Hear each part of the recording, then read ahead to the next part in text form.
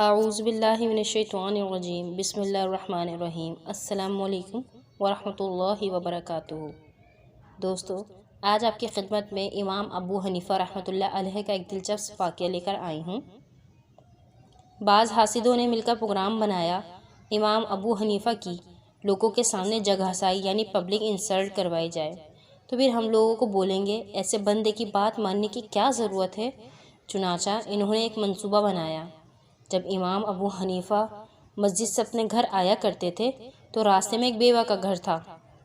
حاسدوں نے بیوہ کو تیار کیا، ہم تجھے پیسے دیں گے، تو صرف یہ کر امام ابو حنیفہ کو کسی طرح اپنے گھر بلا لے۔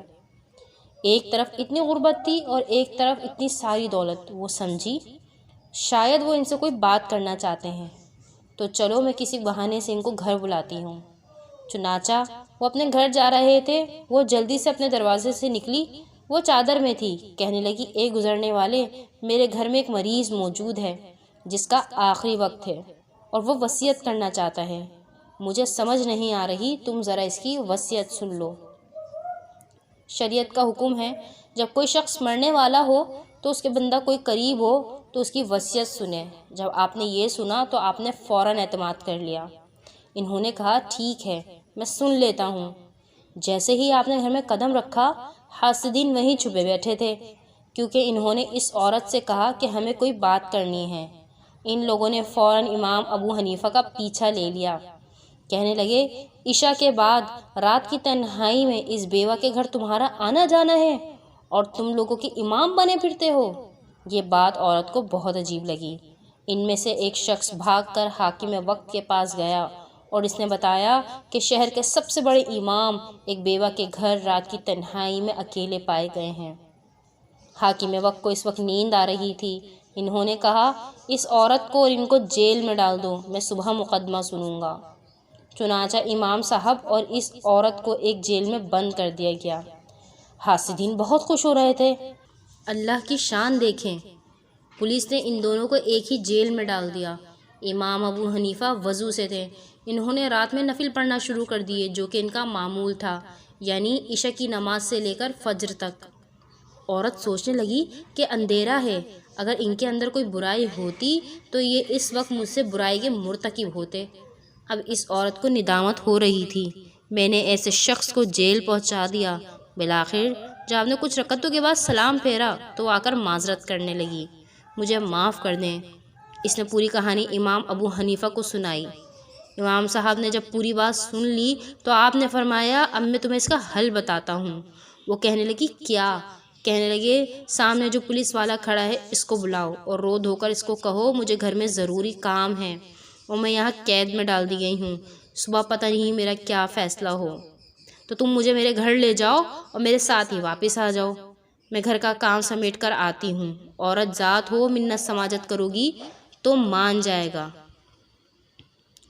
اگر یہ مان جائے تو سیدھا میرے گھر جانا اور میری بیوی کو ساری بات بتانا اور اپنا یہ برقع اسے دے کر کہنا یہی برقع پہن کر پولیس والوں کے ساتھ میرے پاس واپس آ جائے۔ اس عورت کو رونا آ ہی رہا تھا، اس نے پولیس والے کے سامنے منت سماجت کی تو پولیس والا مان گیا۔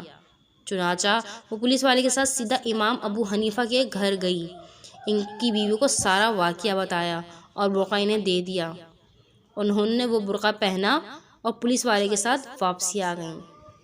اب جب صبح کا وقت ہوا، حاکم وقت کا دربار لگا، سارے شہر سے حاسدین اکٹھا ہو گئے کہ آج ہم تماشا دیکھیں گے۔ پولیس نے ان دونوں کو گرفتار کر کے دربار میں پہنچا دیا۔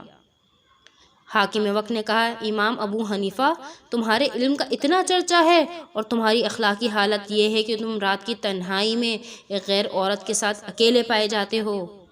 آپ نے فرمایا، کون سی غیر عورت؟ وہ کہنے لگے، جسے تمہارے ساتھ گرفتار کیا گیا ہے۔ امام ابو حنیفہ نے کہا، یہ غیر تو نہیں، یہ میری بیوی ہے۔ اس نے کہا، نہیں، یہ تمہاری بیوی کیسے؟ انہوں نے فرمایا، وہ سامنے میرے سسر کھڑے ہیں، آپ انہیں بلا لیں، وہ برقعے میں دیکھ لیں گے یہ ان کی بیٹی ہے یا نہیں۔ اب سسر صاحب آئے، انہوں نے دیکھا تو وہ کہنے لگے، میں گواہی دیتا ہوں یہ میری ہی بیٹی ہے، میں نے گواہوں کی موجودگی میں ان کا نکاح کیا تھا۔ حاسدین نے یہ سوچا بھی نہیں تھا کہ اس مصیبت کا یہ حل نکل سکتا ہے۔ اللہ رب العزت نے امام صاحب پر رحمت فرمائی۔ حاسدین پھر حسد کی آگ میں جلتے ہوئے اپنے گھروں کو واپس لوٹ گئے۔ بتانے کا مقصد یہ ہے کہ حسد کی آگ میں لوگ پتہ نہیں کیا کچھ کر جاتے ہیں۔ اللہ پاک اس حسد کی آگ کو بجھائے، ورنہ تو یہ آگ وقت کے ساتھ بڑھتی رہتی ہے۔ امید کرتی ہوں آپ کو میری یہ ویڈیو پسند آئے گی، تو اس ویڈیو کو لائک اور شیئر ضرور کیجیے گا، اور میرے چینل کو سبسکرائب کرنا نہیں بھولیے گا۔ مجھے اور سب کو اپنی دعاؤں میں یاد رکھے۔ اللہ آپ سب کا حامی و ناصر ہو۔ اللہ حافظ۔